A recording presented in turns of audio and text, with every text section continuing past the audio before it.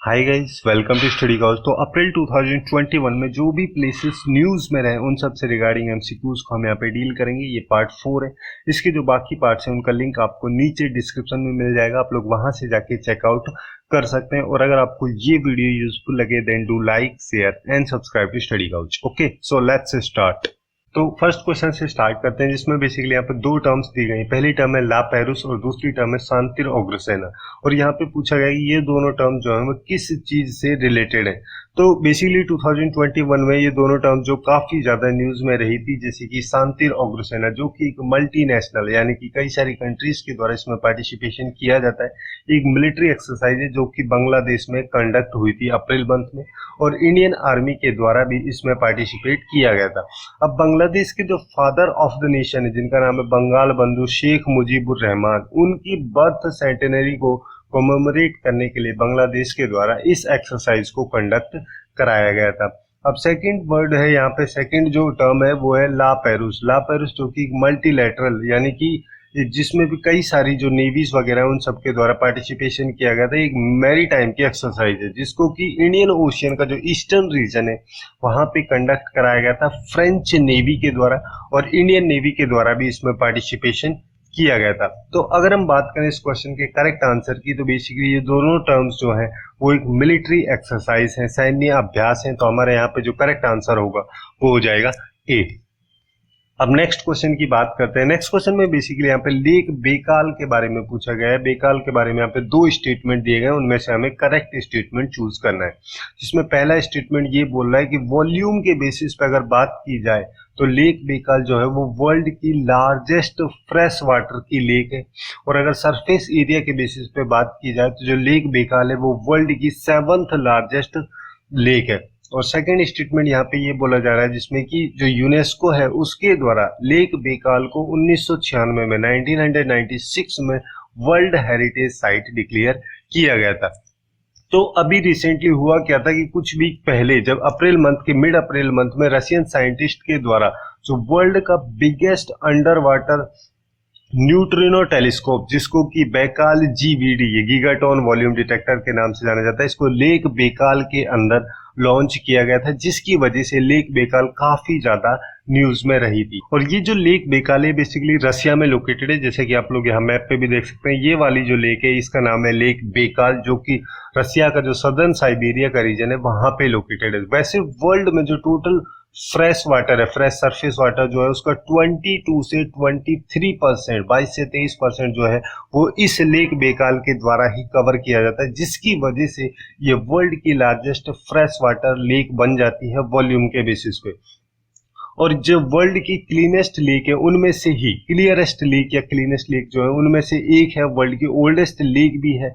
ये around 25 to 30 million year पुरानी है।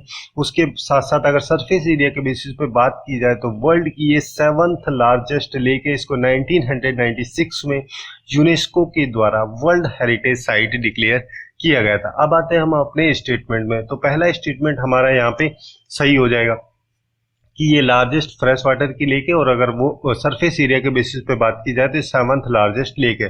सेकंड स्टेटमेंट भी हमारा यहाँ पे सही हो जाएगा, यूनेस्को के द्वारा इसको वर्ल्ड हेरिटेज साइट 1996 में डिक्लेयर किया गया था। तो यहाँ पे दोनों स्टेटमेंट सही है, so our correct answer will be C. अब नेक्स्ट क्वेश्चन की बात करते हैं। नेक्स्ट क्वेश्चन में बेसिकली यहाँ पे कोलून पेनिनसुला के बारे में पूछा गया, जो रिसेंटली काफी ज्यादा न्यूज में था। किस जगह से, किस रीजन से, किस कंट्री से रिलेटेड है। फॉर एग्जांपल के लिए यहाँ पे ऑप्शन दिए गए, जैसे यूएसए हो गया, हांगकांग, जापान या फिर जर्मनी। तो अभी रिसेंटली हुआ क्या था कि जो चाइना का नेशनल सिक्योरिटी ऑफिस था उसको एक परमानेंट बेस के रूप में हांगकांग में ओपन किया गया था, जिसकी वजह से हांगकांग चाइना वाला जो रीजन है वो काफी ज्यादा न्यूज में रहा था। और इस वजह से ही जो कोलून पेनिनसुला है वो भी काफी ज्यादा न्यूज में था। जैसे कि आप लोग यहाँ पे देख सकते हैं, ऊपर वाला जो रीजन है ये चाइना की मेन लैंड है, और यहाँ पे ये हांगकांग आइलैंड है। इसके जस्ट नॉर्थ में यहाँ पे है कोलून पेनिनसुला, और इसके साथ में यहाँ पे विक्टोरिया हार्बर भी लोकेटेड है। तो इस वजह से ये काफी ज्यादा न्यूज में था, जो कि हांगकांग से रिलेटेड है। तो यहाँ पे इस क्वेश्चन का जो करेक्ट आंसर है वो हो जाएगा बी। अब नेक्स्ट क्वेश्चन की बात करते हैं। नेक्स्ट क्वेश्चन में यहाँ पे म्यांमार के बारे में दो स्टेटमेंट दिए गए, उनमें से हमें करेक्ट स्टेटमेंट चूज करना है। पहला स्टेटमेंट यहाँ पे बोला जा रहा है म्यांमार, जिसको पहले बर्मा भी बोला जाता था, इसको इंडिया से 1947 में सेपरेट किया गया था बाय इंडिया इंडिपेंडेंस एक्ट। ठीक है। सेकेंड स्टेटमेंट यहाँ पे बोला जा रहा है कि जो राकीन स्टेट है म्यांमार का, जो कि काफी ज्यादा न्यूज में रहा रोहिंग्या गैसू को लेके, तो इसकी जो बाउंड्री है इंडिया के 2 इंडियन स्टेट्स के साथ में शेयर की जाती है। ये दोनों स्टेटमेंट यहाँ पे दिए गए। तो जैसे कि आप सभी लोगों को पता है कि रोहिंग्या का इशू जो है उसकी वजह से म्यांमार काफी ज्यादा न्यूज में था, म्यांमार का राकीन स्टेट स्पेसिफिकली अगर हम बात करें तो, क्योंकि रोहिंग्या जो है उसके लिए सुप्रीम कोर्ट के द्वारा यहाँ पे बोला गया था कि उनको बिना प्रोसीजर फॉलो किए डिपोर्ट नहीं किया जाना चाहिए। अब यहाँ पे आप लोग देख भी सकते हैं जैसे म्यांमार का जो रीजन है कई सारी कंट्रीज के साथ में बाउंड्री शेयर करता है, जैसे कि इधर यहाँ पे थाईलैंड के साथ में लगती है, लाओस के साथ में, चाइना के साथ में, इंडिया के साथ में और बांग्लादेश के साथ में भी लगती है। और यहीं पे जो म्यांमार का जो रीजन है इसमें यहाँ पे लोकेटेड है राकीन स्टेट, और राकीन स्टेट जिसकी बाउंड्री बस बांग्लादेश से लगती है और किसी कंट्री के साथ में इसकी नहीं लगती। बेसिकली अगर हम इंडिया की बात करें तो इंडिया की जो रीजन है उसके साथ में जो राकीन स्टेट है उसकी बाउंड्री नहीं लगती है। वैसे म्यांमार की कई सारे रीजन की जो बाउंड्री है इंडिया के साथ में लगती है। और 1935 में 1935 में गवर्नमेंट ऑफ बर्मा एक्ट लाया गया था ब्रिटिश के द्वारा, और जिसकी वजह से 1 अप्रैल 1937 से यहाँ पे जो इंडिया का प्रोविंस था उससे बर्मा को सेपरेट किया गया था। उससे 51 साल तक बर्मा जो था वो इंडिया के साथ में ही ब्रिटिश के द्वारा रूल किया जाता था उस पर, बट उसके बाद में उसको सेपरेट कर दिया जाता है 1935 में। अब इसके स्टेटमेंट को अगर हम देखें तो इसका पहला स्टेटमेंट हमारा यहाँ पे गलत हो जाएगा, क्योंकि जब बर्मा को इंडिया सेपरेट किया गया था वो किया गया था 1935 में बर्मा एक्ट के तहत। ठीक है।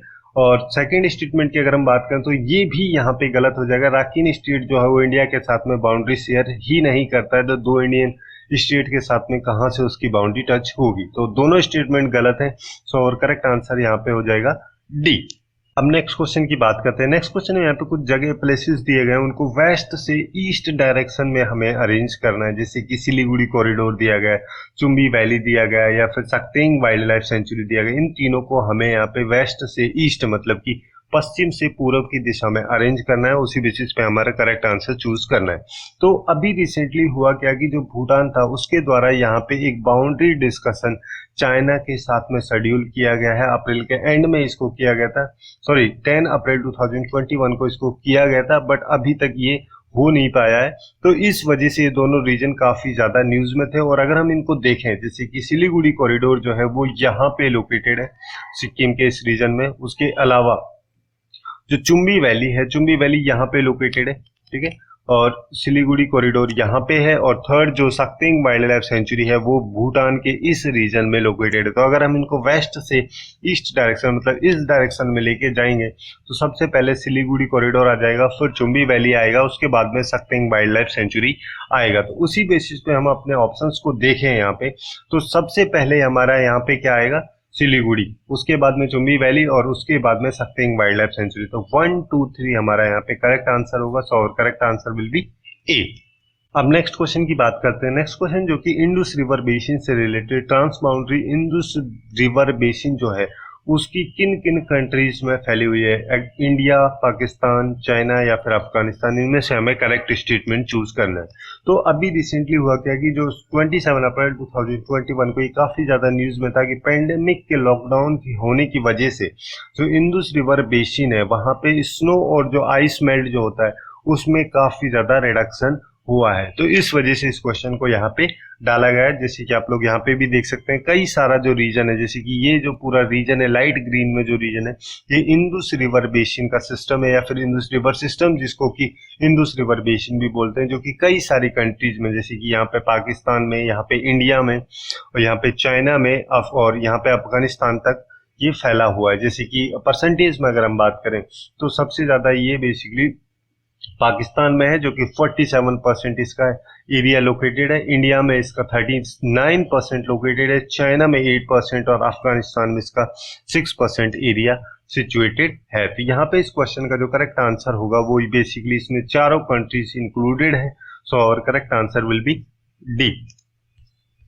अब नेक्स्ट क्वेश्चन की बात करते हैं। नेक्स्ट क्वेश्चन में यहाँ पे हार्ट ऑफ एशिया के बारे में पूछा गया है। ये टर्म काफी ज्यादा न्यूज में रही थी लास्ट मंथ में, तो ये किस जगह की लोकेशन को हाईलाइट करता है ऐसा यहाँ पे पूछा गया है। तो जैसे कि आप सभी लोगों को पता होगा कि अप्रैल मंथ में एक न्यूज काफी ज्यादा चल रही थी, ये पीस प्रोसेस, अफगानिस्तान का जो पीस प्रोसेस था उसको लेके, जिस वजह से जो हमारे एक्सटर्नल अफेयर्स मिनिस्टर है जिनका नाम है एस जयशंकर, उनके द्वारा यहाँ पे इंडिया को किस तरीके से सपोर्ट करना चाहिए अफगान की गवर्नमेंट को, उसको लेके यहाँ पे काफी ज्यादा एक सिचुएशन अराइज हुई थी।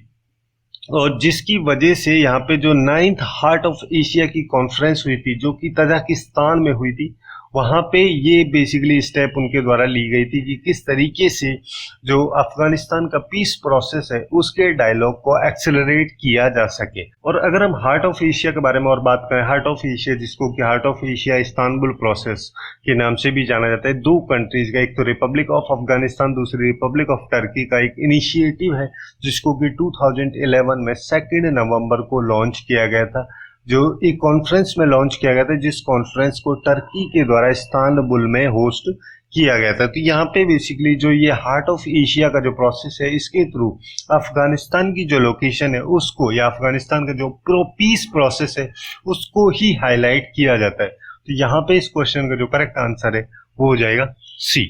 अब नेक्स्ट क्वेश्चन की बात करते हैं। नेक्स्ट क्वेश्चन में यहाँ पे कई सारी अफ्रीकन कंट्रीज दी गई हैं, उनमें से पूछा गया है कि इनमें से किस कंट्री के द्वारा इंडियन ओशियन में उसका बॉर्डर लगता है, जैसे टंजीनिया हो गया, अंगोला हो गया, या फिर बोस्वाना, या फिर मोजाम्बिक। इनमें से किस किस कंट्री के द्वारा उसका जो बॉर्डर है इंडियन ओशियन या हिंद महासागर जो है उसके साथ में शेयर किया जाता है। तो अभी रिसेंटली ये जो अफ्रीकन कॉन्टिनेंट है इसकी कई सारी कंट्रीज काफी ज्यादा न्यूज में थी, क्योंकि यहाँ पे काफी ज्यादा कंफ्लिक्ट चल रहा था, इस वजह से इस क्वेश्चन को यहाँ पे डाला गया। तो इंडियन ओशियन का जो ये वाला रीजन है जिसमें मेडागास्कर भी लोकेटेड है, यहाँ पे कई सारे अफ्रीकन कंट्रीज के द्वारा उनका बॉर्डर इंडियन ओशियन में शेयर होता है। जैसे कि नीचे से अगर हम चलें तो साउथ अफ्रीका आ जाता है, उसके बाद में यहाँ पे मोजाम्बिक आता है, और इसके पास में जो मोजाम्बिक और मेडागास्कर के बीच में एक चैनल है जिसको कि मोजाम्बिक चैनल के नाम से जाना जाता है, उसके ऊपर टंजीनिया आता है, फिर कीनिया आता है, फिर उधर सोमालिया आता है। और बाकी जो ऑप्शन दिए गए जैसे कि अंगोला हो गया, अंगोला यहाँ पे लोकेटेड है, तो इसके द्वारा इंडियन ओशियन में इसका बॉर्डर शेयर